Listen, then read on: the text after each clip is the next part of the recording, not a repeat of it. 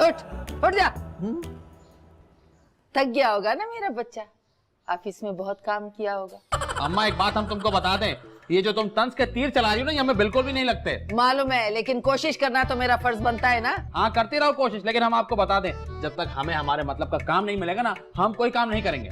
वाह, सोने के पैसे तो कोई भी नहीं देगा तुम्हें। बिल्कुल दुरुस्त जवाब है आपका, हम बेरोजगार ही अच्छे हैं। बड़े फखर की बात है ना। तुम अपने बाप की दुकान पे क्यों नहीं बैठ जाता? अरे अम्मा उस दुकान पर खाली आधे आदमी की बैठने की जगह, और अब्बा वहाँ पहले ही फिट हो चुके हैं। अच्छा ये बता, कोई बिक्री हुई तेरे अब्बा की? हाँ बब्बन भैया का मैसेज आया था, उन्होंने बताया कि अब्बा 20 रुपए के चिप्स बेच चुके हैं। चलो बहुत अच्छी बात है। हाँ बहुत अच्छी बात है, 20-20 रुपए करके इंशाल्लाह 20 साल में अब्बा एक साइकिल तो खरीद ही लेंगे। अरे शर्म कर ले, 20-20 रुपए के चिप्स बेच के बहुत से लोग अपना घर चलाते हैं। हाँ ठीक है कोई बात नहीं, हमें नहीं चलाना ऐसे घर अपना।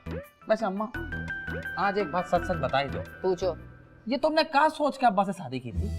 अरे क्या बताऊं, सोचने समझने की मोहलत कहाँ दी थी अब्बा ने। अरे झोंक दिया आग में। अम्मा हमारी हमदर्दी तुम्हारे साथ है, लेकिन एक और सवाल हमारे जहन में आया। क्या? अगर इतना ही बुरा लगता था वो, तो ये हम और बब्बन भैया कहाँ से हो गए? बेगैरत कहीं थोड़ा का। मैनेज ही कर लेते। कम वक्त नहीं